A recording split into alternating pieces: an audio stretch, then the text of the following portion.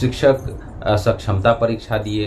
कहा गया कि उनका गृह जिला अलॉट होगा। शिक्षकों को चुनाव ड्यूटी के अलावा अपना विभागीय प्रशिक्षण भी एक साथ दे दिया गया है। ऐसे में तमाम मुद्दों पर हमारे साथ बातचीत करने के लिए मौजूद है आनंद पुष्कर जी। बहुत बहुत स्वागत है। शिक्षकों की परेशानी कम नहीं हो रही है आनंद पुष्कर जी। आनंद पुष्कर जी, इससे पहले भी आपसे बातचीत हुई थी। आपने कहा था कि गृह जिला दिया जाएगा नियोजित शिक्षकों को सक्षमता परीक्षा के बाद, लेकिन अब इस तरह का बात हो नहीं पाया है। अब शिक्षकों को दूर दूर जिला जो है सक्षमता के बाद दिया गया है। तो इसको आप किस तरह से देख रहे हैं और क्या कर रहे हैं इस पर? आपके ही चैनल पे पिछली बार हम लोग जब चर्चा कर रहे थे और आपने बड़ी गंभीरता से इस सवाल को उठाए थे, जो शिक्षकों के मन में यह सवालात भी पड़े हुए थे कि हम लोग जब सक्षमता परीक्षा देंगे तो हमारा क्या होगा। राज्यकर्मी तो चलिए सरकार हमको देने जा रही है, देगी, और हम लोगों ने सब लोगों ने मिलकर प्रयास किया तो चलिए एक राज्यकर्मी के रास्ते उनके खुले भी। उस समय भी मैंने आपके भी चैनल में कहा था कि नियोजित शिक्षक जो परीक्षा देंगे या जो शिक्षक पहले जिले का विकल्प भरेंगे वही जिला में हम लोग करा के ही उनको दम लेंगे। और उस क्रम में मैं मुख्यमंत्री महोदय से भी जाके मिला, मुख्यमंत्री जी को भी मैंने संज्ञान में दिया। मुख्यमंत्री जी ने स्वयं शिक्षा विभाग के एसीएस के ऊपर उन्होंने खुद नाराजगी प्रकट की थी और मुझे कहा कि नहीं, ये सब गड़बड़ सड़बड़ वो कर रहा है। इसके बाद आपने देखा होगा कि जो सक्षमता परीक्षा हुई उसमें शिक्षकों ने बेहतर परिणाम भी लाया, और जो सरकार ने, मुख्यमंत्री ने जो कहा कि सब लोगों को पास कराया जाएगा, पास भी हुए। और दूसरी सबसे बड़ी बात हुई कि पहला जिला ही 80% शिक्षकों को मिला भी था।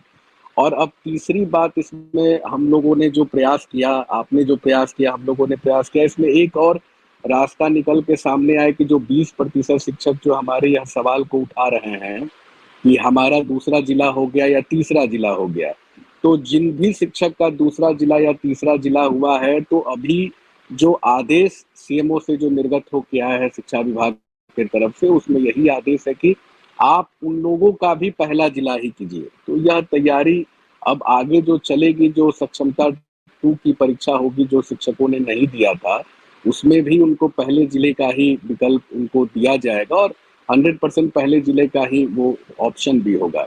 क्योंकि देखिए यह बहुत बड़ा मसला है। एक तो अल्प वेतन है, दूसरी बात है कि उतने शिक्षकों को सुविधा मिलती नहीं है, और तीसरी सबसे बड़ी बात है कि दूर दराज महिला जिनकी शादी हो गई है, चाहे जो अनमैरिड हैं, बहुत सारी शिक्षिकाओं को मैं देख रहा हूँ कि अनमैरिड अभी टीआरई 2 में और टीआरई 1 में वो लोग बहाल होके आई हैं, चाहे पूर्व की जो नियोजित शिक्षिका हैं जिनका बाल बच्चा परिवार है।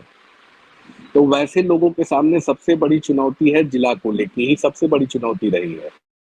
तो एक मसले पे हम लोग ने संघर्ष किया, शिक्षकों ने संघर्ष किया, और हमने जाके माननीय मुख्यमंत्री महोदय को समझाया भी, तो इसमें कुछ रास्ते हम लोग के निकल के आए भी, और इसमें थोड़ी राहत शिक्षकों को मिली भी, और आगे भी जो टीआरई 1 टीआरई 2 में जो शिक्षक है उनको भी विशेष रूप से ऐच्छिक स्थानांतरण का सेकेंड बार में खैर उन लोगों का हो जाएगा। यह तो मोटा मोटी यह बात बनी है।